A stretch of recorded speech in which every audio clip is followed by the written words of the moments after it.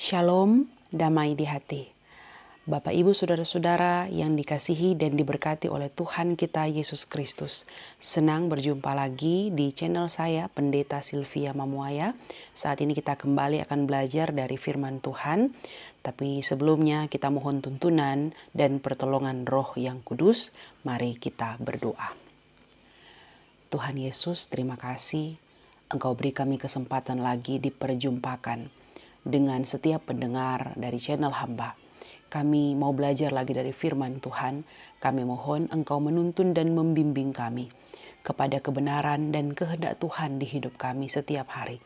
Dan biarlah kekuatan dari Roh-Mu yang kudus memampukan kami untuk menerima pengertian yang benar tentang kehendak Tuhan dalam firman yang kami baca dan renungkan. Dan kami boleh melakukan segala yang Tuhan inginkan di hidup setiap hari. Berfirmanlah bagi kami, mohon ampun salah dan dosa kami demi Kristus Tuhan, firman yang menjadi manusia. Amin. Saudara-saudara yang dikasihi dan diberkati Tuhan, hari ini kita membaca bersama dalam Injil Markus pasal 8 ayat 31 sampai pasal 9 ayat 1. Pemberitahuan pertama tentang penderitaan Yesus dan syarat-syarat mengikuti Dia. Kemudian mulailah Yesus mengajarkan kepada mereka bahwa anak manusia harus menanggung banyak penderitaan dan ditolak oleh tua-tua, imam-imam kepala dan ahli-ahli Taurat, lalu dibunuh dan bangkit sesudah 3 hari. Hal ini dikatakannya dengan terus terang, tetapi Petrus menarik Yesus ke samping dan menegur dia.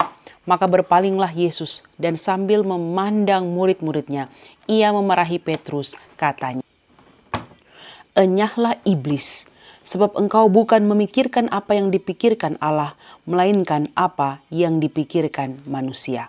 Lalu Yesus memanggil orang banyak dan murid-muridnya dan berkata kepada mereka, "Setiap orang yang mau mengikut aku, ia harus menyangkal dirinya, memikul salibnya, dan mengikut aku.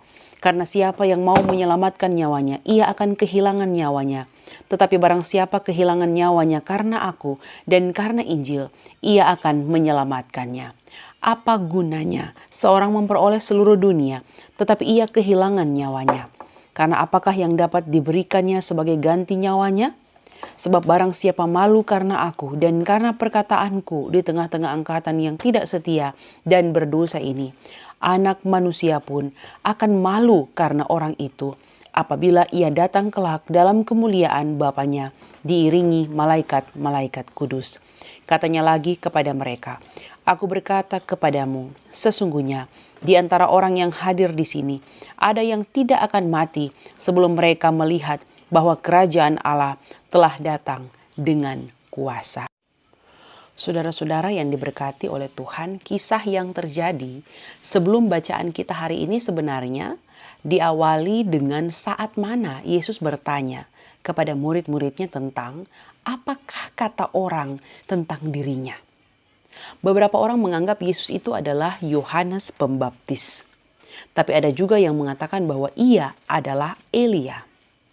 Ada yang mengatakan bahwa Yesus adalah seorang dari para nabi. Tetapi menurut Petrus, Yesus itu adalah Mesias. Pandangan orang tentang siapa Yesus ini secara khusus, bagaimana Petrus melihat sosok Yesus ini menjadi penting untuk kita perhatikan bersama. Secara khusus saat Petrus mengakuinya sebagai Mesias. Ingat, pandangan orang saat itu tentang Mesias menjadi dasar penting mengapa Yesus dianggap sebagai tokoh yang dapat diandalkan. Secara khusus oleh murid-murid yang menantikan penolong bagi Israel, termasuk di dalamnya Petrus. Inilah yang jadi ekspektasi berpikir dari murid-murid saat itu tentang siapa Yesus. Bahwa Yesus dengan segala kemahaannya, baik dalam menyembuhkan, membangkitkan, bahkan dengan penuh kuasa mengajar, tentu bukanlah orang biasa. Demikian halnya saat Petrus mengemukakan argumennya tentang siapakah Yesus yang dalam pandangannya bukanlah orang biasa.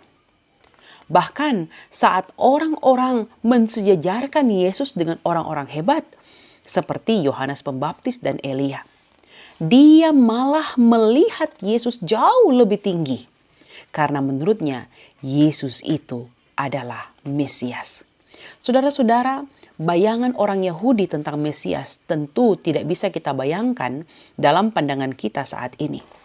Ingat bahwa orang Yahudi yang sebelumnya disebut Yehuda sebenarnya punya pengharapan besar atas kemerdekaan dari penindasan bangsa-bangsa lain. Bebas dari perang, kaya dan kuat sebagai sebuah bangsa. Maka pengharapan akan datangnya Mesias yang diizinkan oleh Allah untuk menyatukan, melepaskan dari bangsa-bangsa asing yang menekan, dari kemiskinan dan keterpurukan dalam hidup, menjadi pengharapan besar mereka. Dan bayangan Mesias yang akan memimpin Israel sebagai bangsa untuk membebaskan dan memerdekakan mereka tentu menjadi kekuatan besar. Terlebih saat Petrus menaruh percayanya bahwa sebagai bangsa, kini tentu pengharapan itu sudah digenapi dalam Yesus. Maka kekuatan itulah yang dimaknai oleh seorang Petrus terhadap sosok Yesus yang baginya tentu juga bagi Yehuda akan menolong mereka. Tapi tidak menurut Yesus. Mengapa tidak? Karena dalam pandangan Yesus lewat pengajarannya kepada mereka waktu itu, seorang anak manusia justru akan mengalami banyak penderitaan. Akan ditolak oleh tua-tua, imam-imam kepala dan ahli-ahli Taurat. Dibunuh dan bangkit sesudah 3 hari. Jadi kekuatan seorang Mesias yang coba dibayangkan Petrus tetapi juga kaum Yahudi waktu itu tidak sama dengan Mesias dalam ukuran Yesus. Markus berkata bahwa Yesus berterus terang mengatakan ini. Sebab apa? Sebab untuk apa berpura-pura diri sebagai Mesias yang kekuatannya adalah menghabisi bangsa-bangsa lain, memerangi dan menghukum bangsa-bangsa lain. Karena kenyataannya, kedatangannya tidak untuk itu. Dan kalau Petrus berpikir bahwa letak kekuatan Yesus adalah berperang dan membawa kemerdekaan atas Yahudi, membawa pembebasan atas Yahudi dari Roma, dan dari keterpurukan sebagai bangsa saat itu, maka kekuatan yang dimaksud Yesus justru berseberangan. Maka dikatakan, Petrus menarik Yesus ke samping dan menegur dia. Mengapa Petrus menegur? Karena Petrus tidak mengharapkan bahwa anak manusia yaitu Yesus akan menanggung penderitaan. Karena bayangan Petrus adalah anak manusia akan berkemenangan. Petrus tidak mengharapkan bahwa anak manusia akan ditolak. Karena bayangan Petrus ialah bahwa anak manusia akan diterima dan dipuja-puja. Petrus tidak mengharapkan bahwa anak manusia akan dibunuh. Sebab bayangan Petrus ialah anak manusia akan terus hidup, bahkan menghidupkan mereka sebagai bangsa. Petrus menganggap kekuatan Yesus sebagai Sang Mesias yang mampu menyembuhkan, membangkitkan, dan sangat berkuasa itu akan memberikan kemenangan bagi mereka. Tapi ternyata Petrus salah. Petrus menegur Yesus karena tidak mau kekuatan yang dimiliki Yesus dalam menyembuhkan, memberi makan banyak orang, dan bahkan membangkitkan orang mati disia-siakan Yesus. Kekuatan itu diharapkannya dapat membalas perbuatan bangsa-bangsa yang seenaknya terhadap Yahudi, bahkan terhadap Israel sejak dahulu kala. Sayangnya, Yesus justru berpaling darinya, memandang murid-murid yang lain dan sambil memarahi Petrus, "Enyahlah iblis, engkau bukan memikirkan apa yang dipikirkan Allah, melainkan apa yang dipikirkan manusia." Petrus dimarahi Yesus karena tidak memikirkan apa yang dipikirkan Allah. Petrus berpikir tentang kebebasan Yahudi sebagai bangsa dari tekanan Roma yang waktu itu menekan mereka dengan pajak, intimidasi kaum, dan lain-lain. Karena sebagai bangsa yang dijajah, mereka tidak diberi hak apa-apa sebagai Yahudi, kecuali mereka bisa membeli kewarganegaraan Roma yang harganya sangat mahal saat itu, sama seperti Paulus membelinya. Petrus berpikir bahwa kekuatan mereka adalah melawan, memerangi, memberontak terhadap orang-orang yang menjajah bangsa dan menganiaya Israel sejak Perjanjian Lama sampai Perjanjian Baru. Tetapi Petrus salah. Ia justru dimarahi Yesus karena tak memikirkan apa yang dipikirkan Allah. Lalu sebenarnya apa yang sedang dipikirkan Allah yang tak sejalan dengan pikiran Petrus ini? Yesus selalu berkata, setiap orang yang mau mengikut aku, ia harus menyangkal dirinya, memikul salibnya, dan mengikut aku. Jadi pikiran Allah tentang kehadiran Mesias sebagai penyelamat adalah bagaimana membuat mereka bukan untuk bisa memerangi orang lain, tapi justru memerangi diri sendiri. Inilah yang disebut kekuatan berdasarkan pikiran Allah. Apa itu? Sangkal diri, pikul salib. Mengapa Yesus sampai berkata demikian? Karena dalam pandangan Yahudi waktu itu, tetapi juga pasti dalam pikiran Petrus, dengan mengikuti Yesus yang memiliki segala kuasa itu, mereka pasti akan mampu mempertahankan nyawanya dari perang terhadap bangsa lain. Nyatanya Yesus justru bilang, siapa yang mau mempertahankan nyawanya, ia akan kehilangan nyawanya. Tetapi siapa yang kehilangan nyawanya karena Injil, ia akan menyelamatkan nyawanya. Sungguh berbeda bukan pikiran Yesus dan pikiran Petrus. Mungkin Yesus memang tahu apa yang dipikirkan Petrus waktu itu. Tentang bagaimana mereka yaitu kaum Yahudi bisa mempertahankan nyawanya dari pemerintahan yang korup dan otoriter seperti Roma. Tetapi ajaran Yesus sungguh berbeda dari pikiran mereka. Maka Yesus memberi pandangan bagi mereka waktu itu bahwa tidak ada gunanya kalau seseorang memperoleh seluruh dunia tetapi ia kehilangan nyawanya. Kata nyawa dalam ayat 35 menunjuk tentang bagaimana Yesus ingin menyoroti bahwa keinginan memperoleh hidup dari kaum Yahudi dan kemenangan dalam hidup yang merdeka dalam angan mereka hanya bisa diperoleh apabila mereka justru mau kehilangan nyawanya karena Injil. Jadi jika kaum Yahudi secara khusus Petrus berpikir bahwa mempertahankan nyawa dari jajahan Roma maupun bangsa-bangsa lain akan membuat mereka hidup, mereka salah. Karena menurut Yesus, hidup hanya bisa diperoleh apabila seseorang justru kehilangan nyawanya karena Injil. Artinya Yesus ingin membuka pikiran mereka agar mampu memaknai hidup bukan lagi dari bagaimana mereka bisa tetap bertahan dan ada secara eksistensi kelihatan dalam tubuh yang hidup. Tetapi meskipun harus kehilangan nyawa karena Injil, mereka justru hidup dalam arti hidup yang sebenarnya. Kemudian kata nyawa dalam ayat 36 sebenarnya adalah lanjutan dari ayat 35. Jadi ketika Yesus mengatakan kehilangan nyawa karena aku dan karena Injil, lalu dikatakan ia akan menyelamatkannya.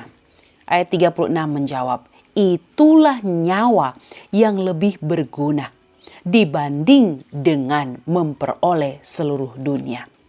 Jadi jika karena Injil orang kehilangan nyawanya secara jasmani, maka ia justru berbahagia karena memperoleh nyawanya secara rohani. Maka apalah gunanya memperoleh seluruh dunia kalau pada akhirnya kehilangan nyawa secara rohani? Dan ayat 37 menjawab, sebab tidak ada sesuatu pun yang dapat diberikan untuk dapat menggantikan nyawa secara rohani apabila sudah mati. Artinya kekayaan dunia sekalipun tak akan bisa menggantikan nyawamu secara rohani apabila engkau binasa.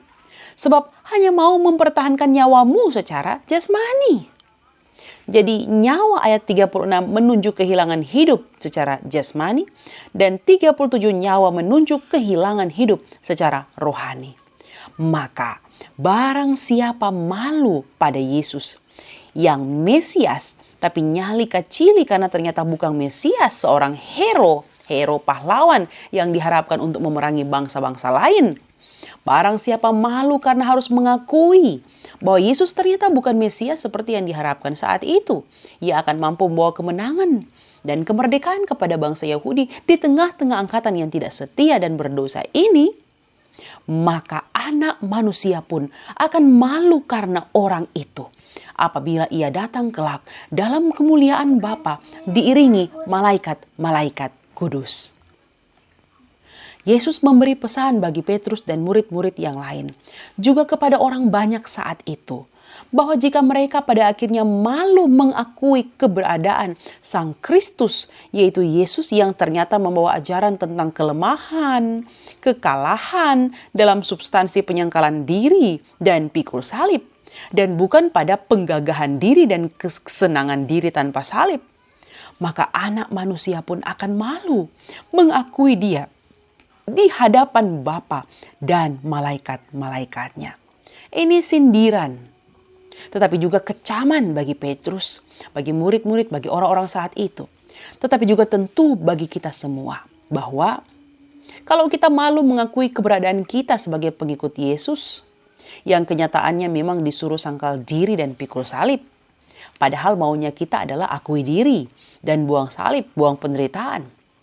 Maka saat Anak Manusia datang kembali, Dia pun akan malu mengakui kita di hadapan Bapa maupun malaikat-malaikatnya.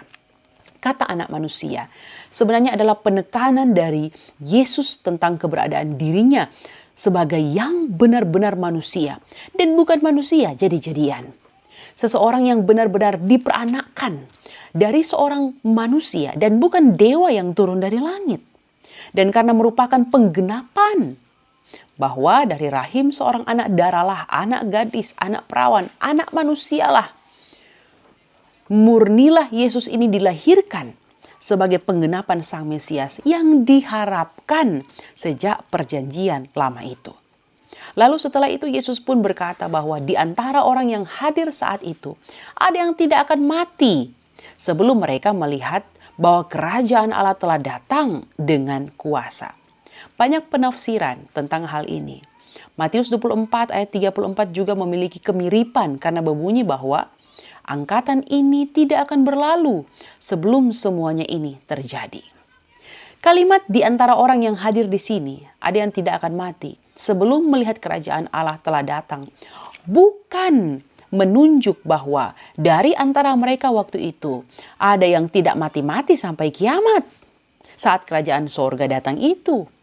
Tapi menunjuk pada kerajaan Allah dalam arti yang berbeda. Apa itu? Kerajaan Allah itu telah datang dengan kuasa dalam diri Kristus itu. Bagaimana Dia telah datang dengan kuasa? Mari kita perhatikan bacaan sebelum dan sesudah dari bagian ini. Bacaan sebelum menggambarkan tentang kuasa Allah yang menguasai si Yohanes Pembaptis dan Elia, serta nabi-nabi yang lain, lalu disejajarkan dengan kuasa Yesus, sehingga Petrus mengakuinya sebagai Mesias. Bacaan sesudah justru menggambarkan bahwa Yesus sedang berbicara dengan Musa dan Elia. Maka dihubungkan dengan bacaan ini sangat jelas penginjil Markus ingin menjelaskan bahwa kerajaan Allah yang dinantikan oleh Petrus dan semua murid, juga semua orang waktu itu, sudah datang dalam Kristus yang telah membuktikan keunggulan kuasanya. Karena tingginya Musa dalam pandangan orang Israel saja pun, yang satu-satunya mampu berbicara dengan Allah, ternyata kini berdiri sejajar dengan Yesus. Dalam bacaan Yesus dimuliakan di atas gunung. Markus 9 ayat 2-13. Termasuk ketika Yesus ternyata juga bisa berbicara dengan Elia yang diyakini telah naik ke sorga itu. Maka mereka yang disebut tidak akan mati itu ialah mereka-mereka yang akan melihat kerajaan Allah yang penuh kuasa itu, yang datang bukan dengan cara seperti sebuah kerajaan datang, tetapi datang melalui kuasa. Kuasa saat Yesus ternyata dimuliakan, sebab merupakan yang benar-benar berkuasa. Sebab Musa dan Elia saja berbicara dengan Dia. Sejajar karena penyataan kuasa Allah itu memang benar-benar dimiliki oleh Yesus yang mampu melakukan begitu banyak mujizat, tanda-tanda heran, dan pengajaran-pengajaran yang penuh hikmat. Jadi sebelum mereka mati, kemuliaan Allah itu lewat kuasanya akan mereka lihat. Sebab kalau saja kuasanya itu tidak dilihat oleh karena mereka yang hadir saat itu, khususnya mereka yang memang pernah bertemu dan melihat secara langsung kuasa Sang Kristus itu, mana mungkin Injil bisa masuk ke tanah Minahasa? Mana mungkin Injil bisa disebarkan ke seluruh dunia? Maka orang-orang yang hadir saat itu ada yang memang dipakai oleh Allah untuk mampu melihat kerajaan Allah itu yang datangnya dalam kuasa Sang Kristus itu. sebelum secara badani mereka mati. Kata dalam kuasa Sang Yesus itu seperti apa? Ingat Elia? Ingat Musa? Mereka berdua adalah orang-orang penting dalam hidup orang Israel pada mulanya. Maka jika Yesus bisa berjumpa dengan orang-orang penting seperti Musa dan Elia, maka betul-betullah Yesus itu berasal dari Allah.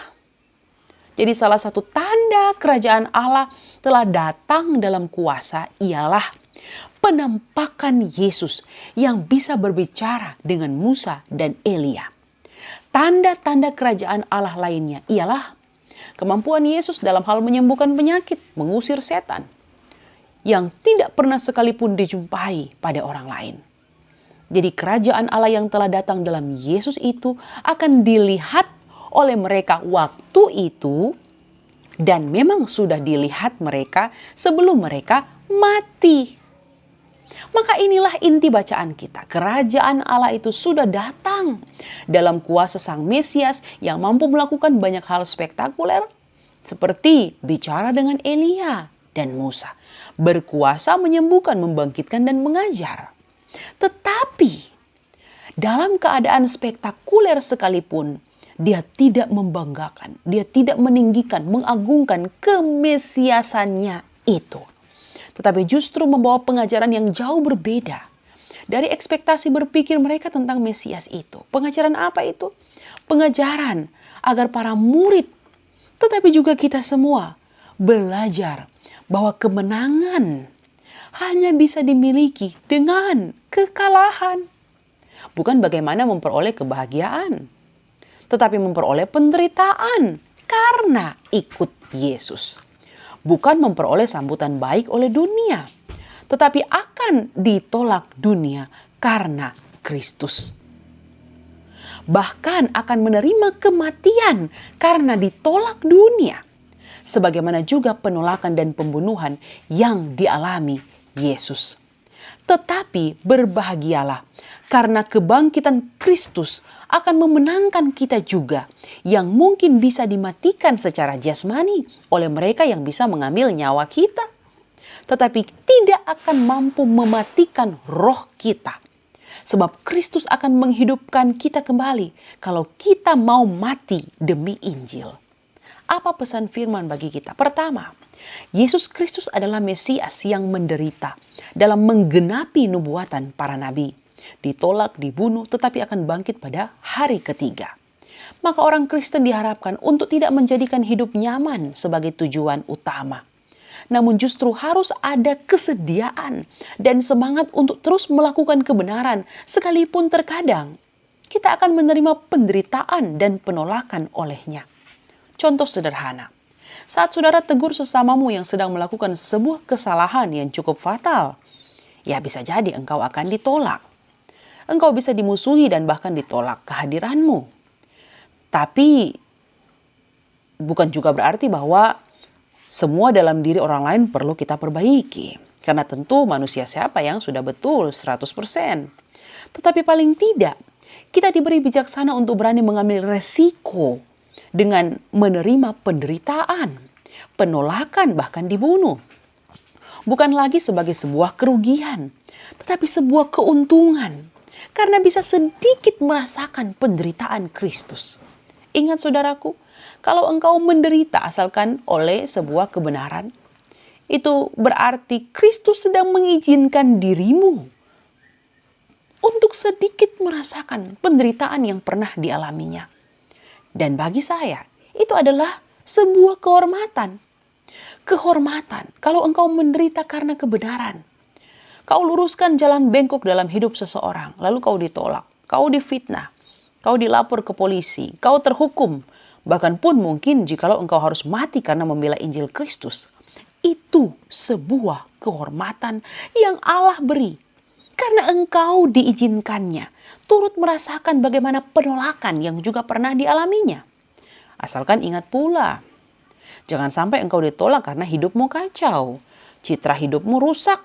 Maka pantas saja orang menolakmu.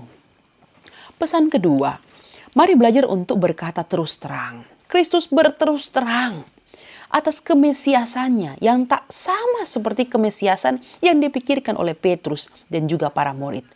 Bicaralah tentang apa adanya dirimu. Jangan melebih-lebihkan soal kehebatanmu, keunggulanmu, kelebihanmu. Sebab orang selalu bisa menilai kadar dirimu dalam pandangan mereka. Ketiga, marilah kita belajar berpikir seperti Allah berpikir. Tapi bagaimana bisa? Kita kan manusia, ada caranya. Engkau akan tahu bagaimana Tuhan berpikir. Caranya cuma satu. Cari tahu apa maunya Tuhan di maumu. Dengan belajar menyerahkan maumu di bawah maunya Tuhan. Berpikirlah seperti Allah berpikir. Petrus memikirkan kegagahan sebuah bangsa dalam memerangi bangsa lain. Petrus memikirkan kuasa dalam sebuah kekuatan. Yesus justru memikirkan kekuatan bukan dalam kuasa perlawanan, tapi dalam penyangkalan diri dan pikul salib. Mari kita belajar seperti Allah berpikir. Kalau kekuatan yang kita unggulkan adalah bagaimana kita bisa mengalahkan orang lain, menghancurkan dan menggagalkan sesama, maka saat ini marilah kita berpikir bagaimana untuk bisa mengalahkan diri sendiri, menghancurkan ego dan keakuan diri, dan menggagalkan niat-niat jahat yang timbul dalam hati terhadap orang lain. Itu yang disebut Yesus dengan penyangkalan diri. Sangkal dirimu. Sangkal dirimu bisa berarti begini. Sebenarnya engkau punya kekuatan untuk mempertontonkan, mengunggulkan, menyombongkan, mengagungkan diri. Agar orang tahu tentang siapa kamu. Agar levelmu naik karena kamu menaikkannya. Tapi karena kamu mau belajar sangkal dirimu, kamu tidak melakukannya. Dan itu tidak enak.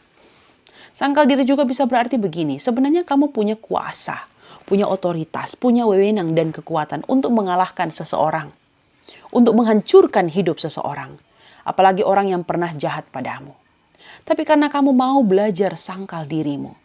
Kamu memadamkan semuanya itu. Kelihatannya sih kamu kalah. Tapi sebenarnya kamu menang. Minimal kamu menang dalam mengalahkan dirimu sendiri. Sangkal diri juga bisa berarti begini. Sebenarnya kamu punya peluang atas untung yang tidak benar. Tetapi karena kamu menyangkali dirimu, peluang atas untung itu tidak kamu ambil. Sebenarnya kamu rugi. Tetapi karena kamu sudah di dalam Kristus, segala sesuatu yang kamu anggap rugi kini menjadi keuntungan. Sangkal diri bisa berarti juga begini, bagi jemaat, bagi para pelayan khusus, bagi siapapun dirimu. Sebenarnya setiap kesuksesan dirimu harusnya akan jadi ukuran hebatnya kamu, bukan? Setiap kebaikan dirimu harusnya jadi ukuran kelebihan dirimu, bukan? Rajinnya dirimu harusnya jadi percontohan, bukan? Tetapi karena kamu mau belajar menyangkal dirimu, maka prestasi dan prestise yang kau raih dalam suksesnya kamu itu, kamu buang. Sehingga kamu akan menutup telinga terhadap pujian dunia. Karena kamu tahu, bisanya dirimu melakukan semuanya. Itu pun anugerah Tuhan. Itu namanya sangkal diri. Sangkal diri adalah mendowngrade dirimu untuk berada di tempat yang paling bawah. Egomu, akumu, sombongmu, bisamu, hebatmu. Dan meletakkan Kristus di atas segala-galanya.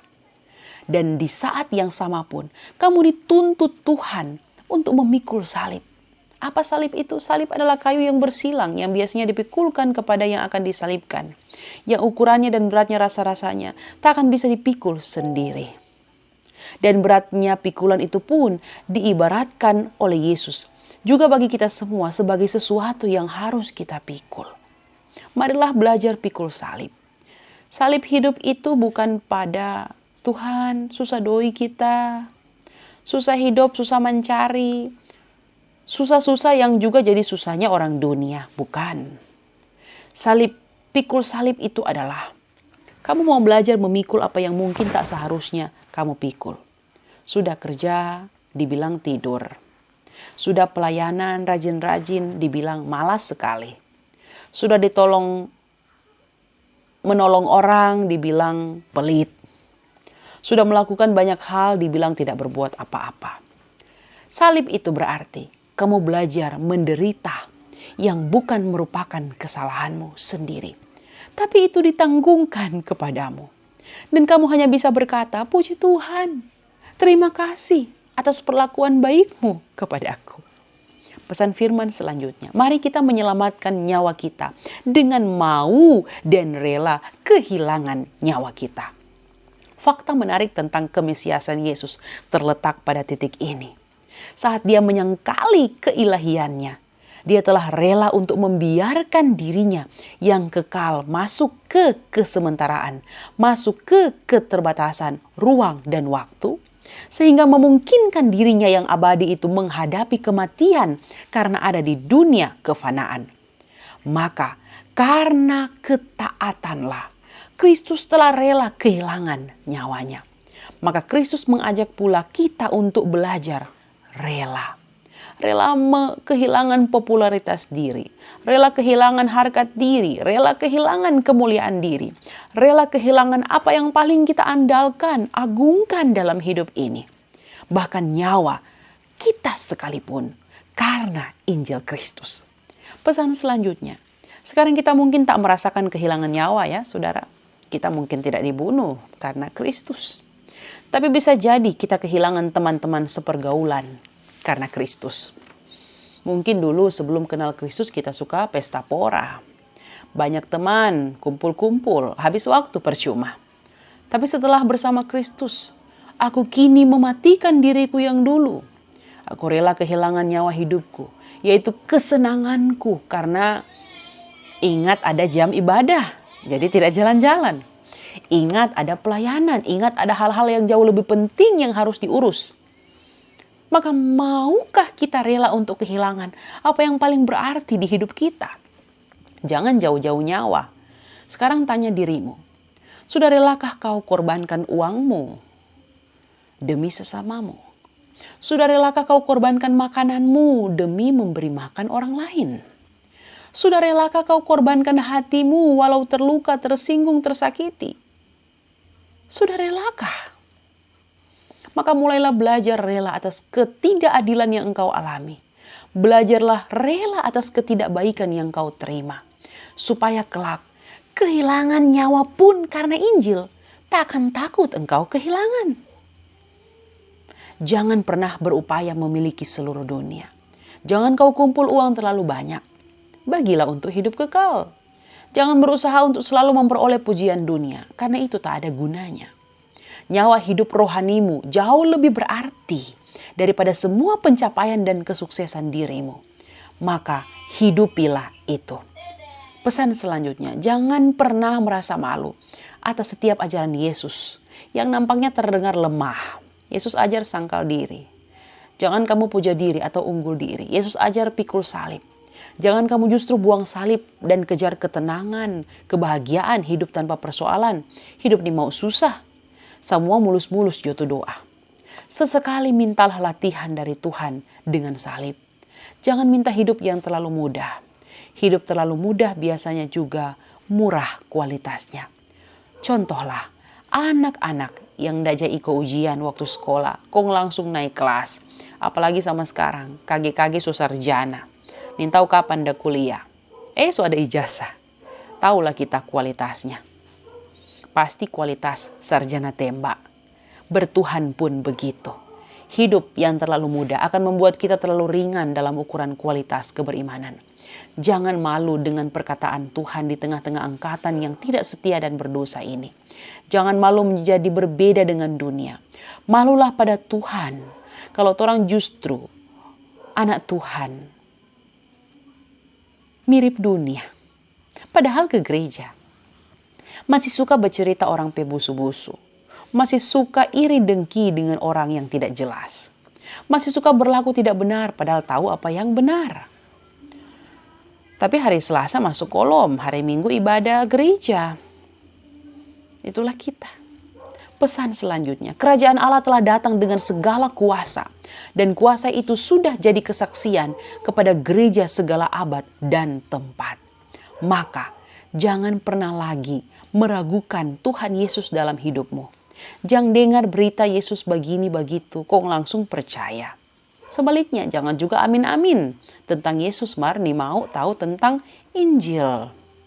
Penting kok masuk-masuk gereja, masuk-masuk kolom. Pokoknya kita percaya, no, beriman, no. Tapi pengenalan akan Tuhan tidak ada. Maka belajarlah supaya tidak akan dengan mudah diombang-ambing oleh rupa-rupa angin pengajaran. Jangan sampai kau katakan pendeta sana ajar sesat. Karena jemaat juga tidak baca Alkitab, amin-amin Jo. Ingat, kerajaan Allah telah datang dengan kuasa dalam Kristus Yesus. Maka jangan pernah lagi meragukan, apalagi malu mengakuinya sebagai Sang Mesias. Tuhan memberkati firman-Nya. Amin. Mari berdoa.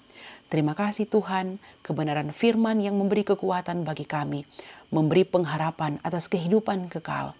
Tuhan kuatkan, mampukan kami dalam menghadapi kenyataan dunia. Tuhan suruh kami untuk mengakui kekuatan kami dalam kelemahan kami. Sebagaimana Petrus mengharapkan Kristus dengan kekuatan, Kau justru mengajarkannya bagaimana kekuatan itu terletak pada ketiadaan diri. Terletak bukan pada pengakuan dunia, tetapi pada penyangkalan diri. Karena itu ajar kami melakukannya. Karena Kristus sudah terlebih dahulu melakukannya. Dan karena itu kami meneladani apa yang Kau lakukan itu. Terima kasih Tuhan. Ini doa yang kami bawa demi Kristus Tuhan, Tuhan dan Juru Selamat kami yang hidup.